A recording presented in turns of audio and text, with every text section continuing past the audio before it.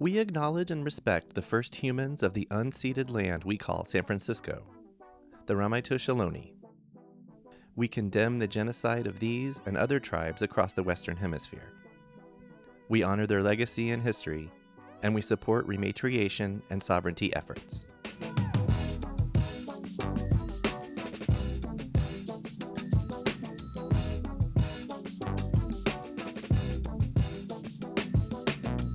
Hello and welcome to Storied San Francisco. I'm your host, Jeff Hunt.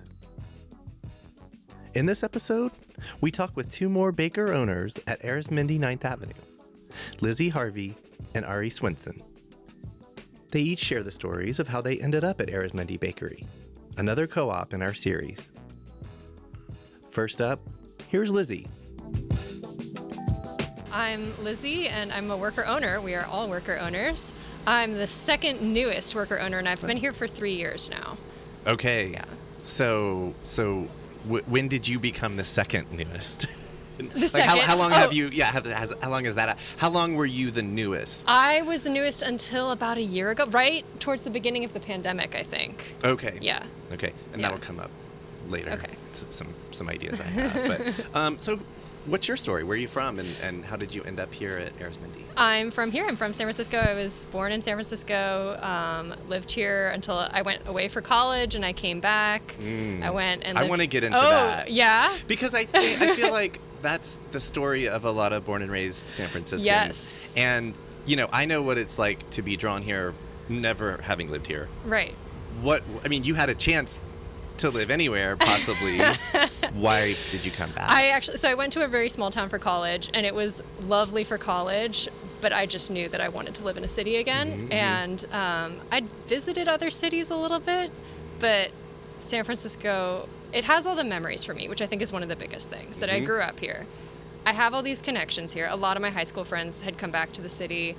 And then, I don't know, it has all these weird, quirky things, like circus. I do circus outside of work. Nice. And I'm able to study music and, have all these accessible, really fun arts, and I don't know, it's just a really incredible city. Wait, circus? I'm not sure we've had a circus performer on the show before. Not a performer, not a professional. It's just for fun. It is. So, what kind of things? So I do aerial arts, which is mostly aerial rope. Yeah. It's mostly just to stay fit, and I think it's super fun to, climb and be high in the air and spinning around and stuff. It's great. Yes. I happen to be one of the people who like to do that as well. Big tree climber when I was a kid. Oh my God, me too. Exactly. Yes, climbing trees all the time. Yeah. Couldn't stop. Yeah. Yes. So that was the seed. Perhaps pun intended. Do you happen to go to the place over here by Yes, Keys right R? here, 10 minutes away. Circus Center. What's the name of it? Yeah, San Francisco Circus Center. Circus Center. And it's in the old Polytech High, correct? Yeah. Yeah. Wow. Okay. So, sorry for that.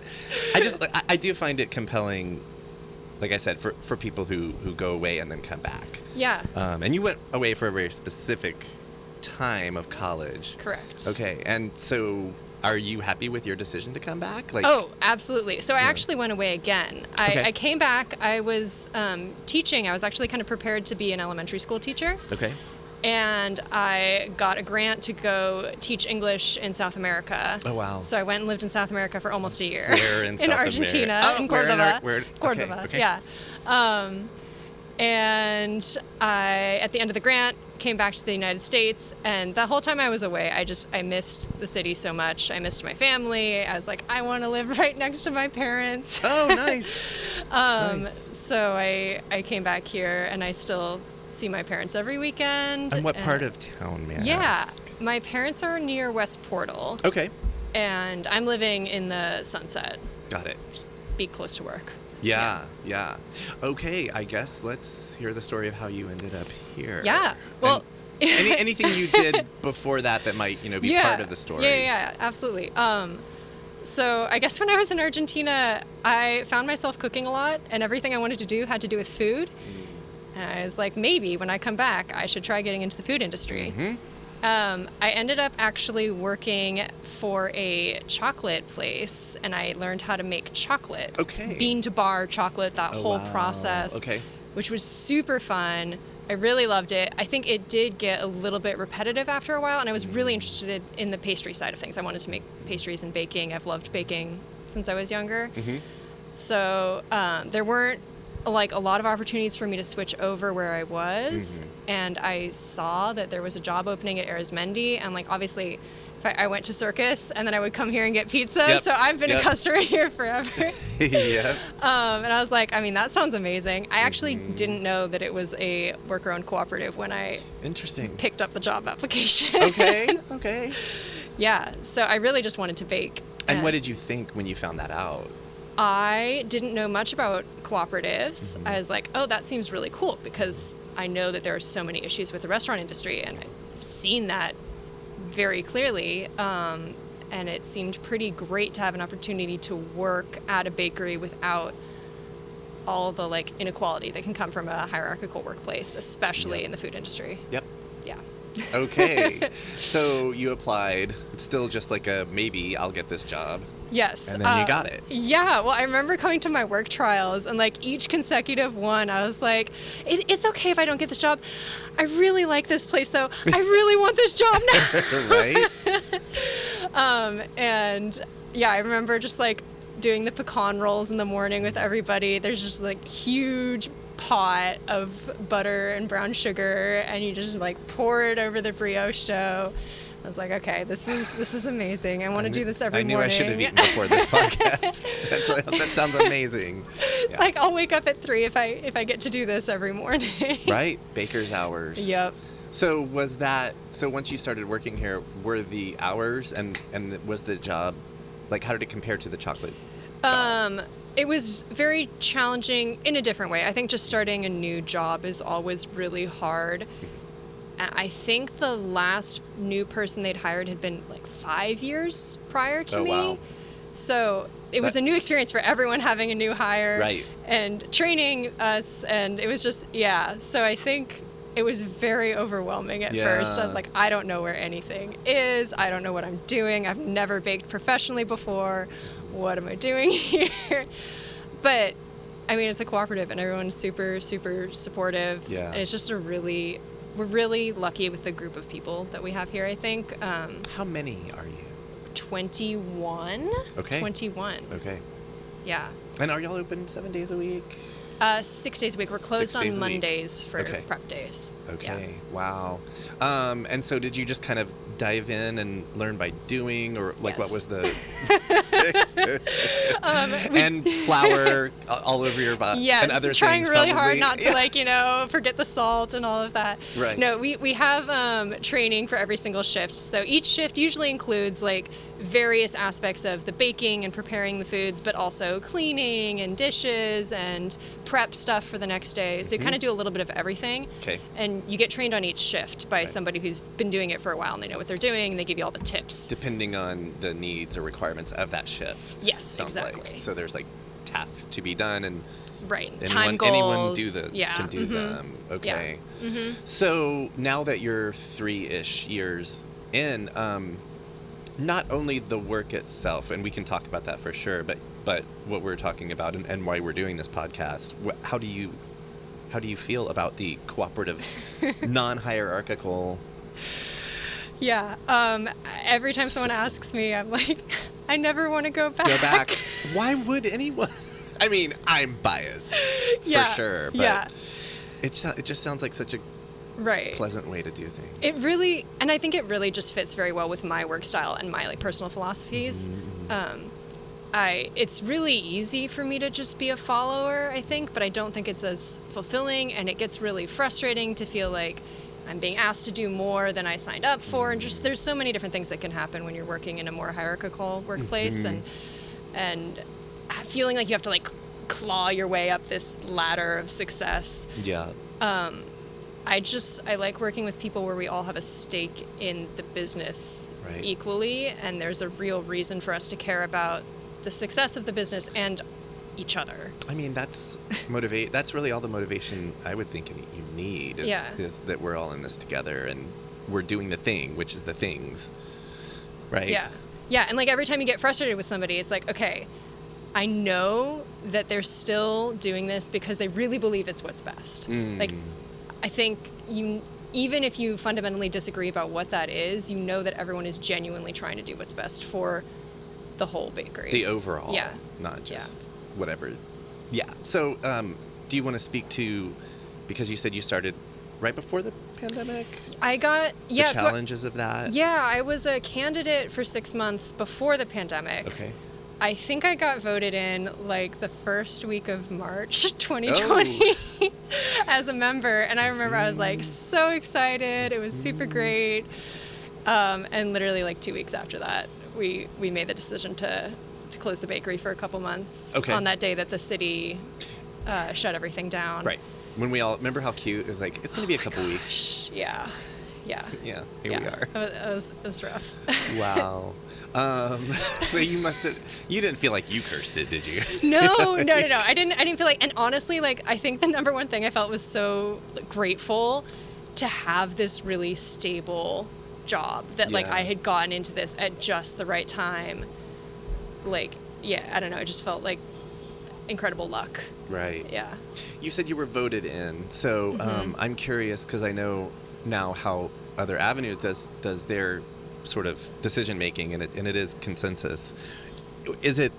Are most or all decisions made by consensus? Yes. Okay. And so now you must be part of some of those decisions. Yes. Yeah. I actually, for the first time during a vote the other day, I realized that my vote had actually been one of the swing votes between a yes and a no. And I was like, wow, I mean, you know that your vote matters, and that you should always be thinking about what it is that you're deciding on and truly vote your conscience. But to see that, like, oh my gosh, it was so close. And it wasn't like that big of a deal, but it was still very impactful in my mind to be like, wow, it really does matter that I think carefully about all these things. Yeah. That's agency. Yeah. Right? Yeah. I mean, it's a form of it. Yeah. Anything else? Because, I think I've got everything I need, but anything else you want to throw in? Yeah, I don't know. I'm super in favor of co-ops now. I don't understand why it isn't more widespread. I think it's a really great work. Well, that is one thing that I talked about with Celia is, as she was sort of explaining how they work, and we were talking about just food models and business models and stuff, is that it's not a radical idea at all. Yeah. It's, situations in our life that aren't business but that are cooperative are always rewarding and fulfilling, and it's like, why not do that? So yeah. Now we'll hear from another worker owner at Arizmendi Bakery. Here's Ari. I'm Aeri, Swendson. Well, I do want to hear a little bit about your life, where you're from, how you ended up, or if you've always been here in San Francisco. Yeah. I grew up a little bit outside of Seattle, Washington. Okay. What's the town? Issaquah. I don't know that one. It's small. There's a lot of a lot of small ones. Yeah. And I moved down to San Francisco for college. Okay. I went to SF State. Yes, you did. Yeah. Me too. When was that? Like 2003. Oh, me too. Yeah. Yeah, you weren't in the journalism department, were you? I was not. Okay. But I was in the English literature department. Close, but also not close on campus. No, not at all. Yeah.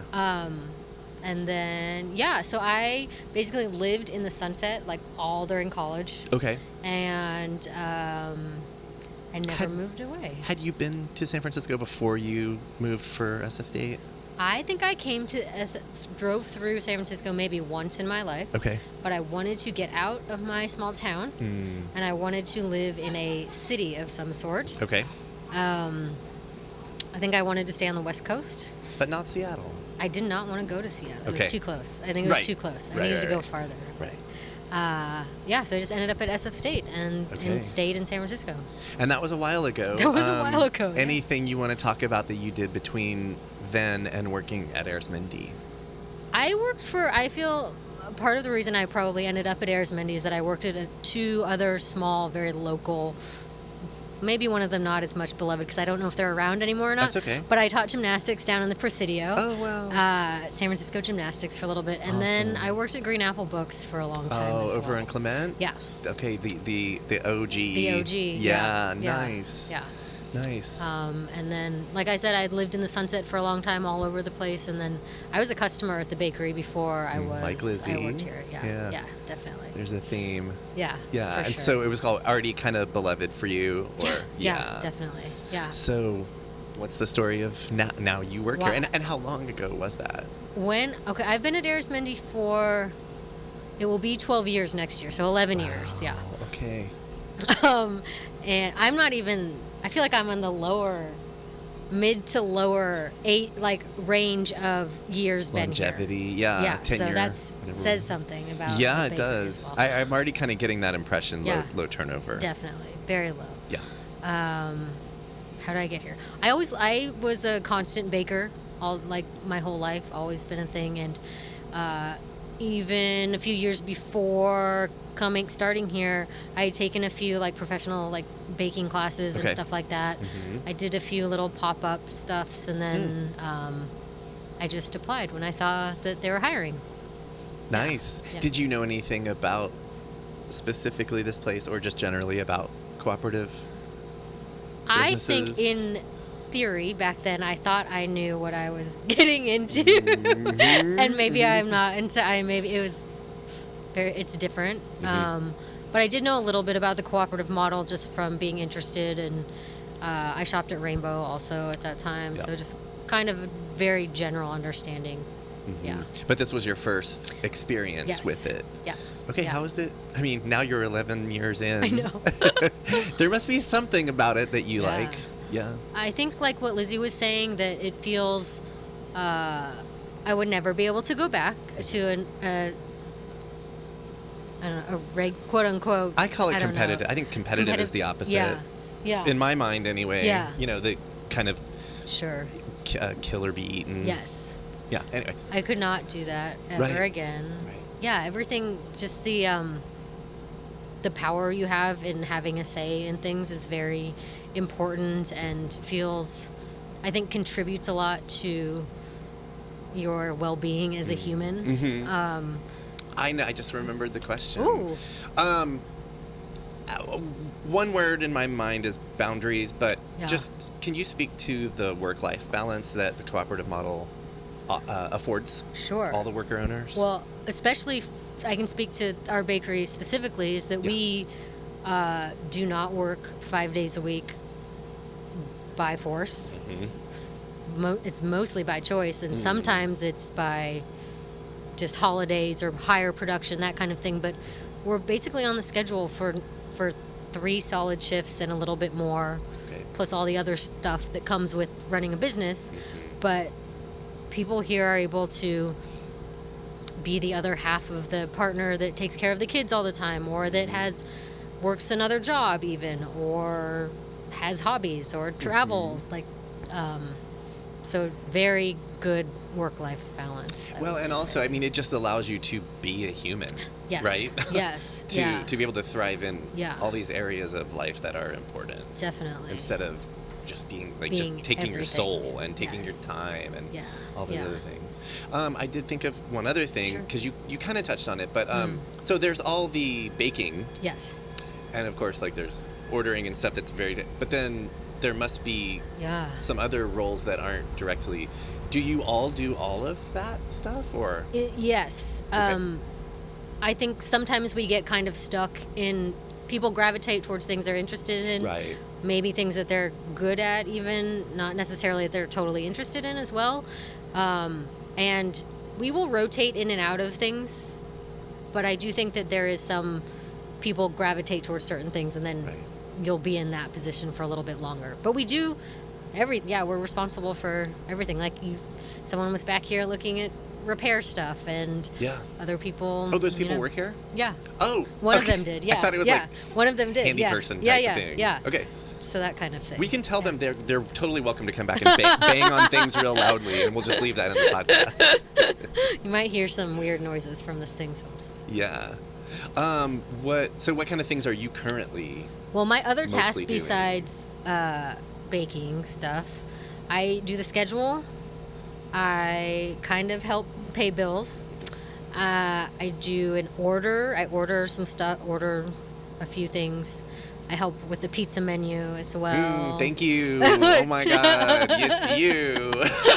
No, seriously, I've always loved y'all's pizza. What's your favorite? I mean, I don't. First of all, I don't like to say favorites because there's so many that are, the one tonight sounded amazing. Yeah. I mean, it's just seriously every combination that you do Cool. is so good.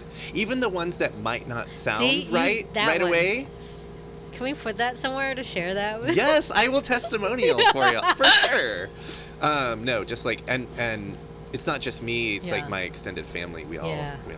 Oh, love that. Yeah. We also have other. I thought of there. We have other committees that function as things as well. We have like a hiring committee, who works with, hiring, interviewing people when we have anything.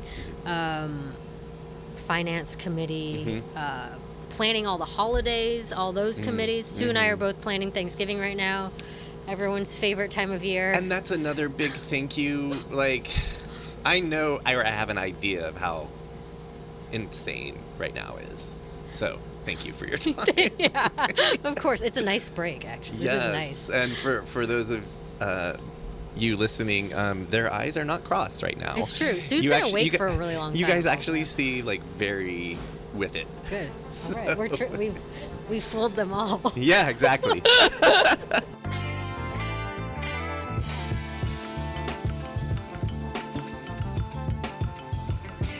That was Ari Swendson, and before her, Lizzy Harvey. We're going to take a little break for the upcoming holidays. We'll throw a couple of reruns up, shows you might have missed.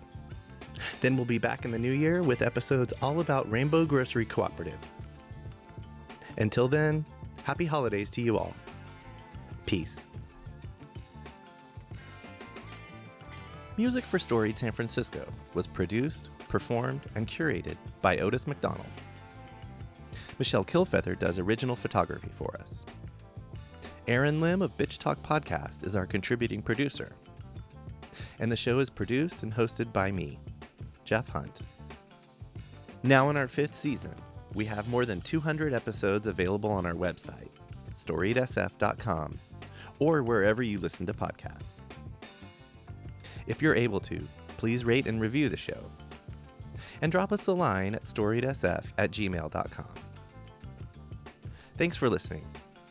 Stay strong, weird, and healthy. And we'll see you next time on Storied San Francisco.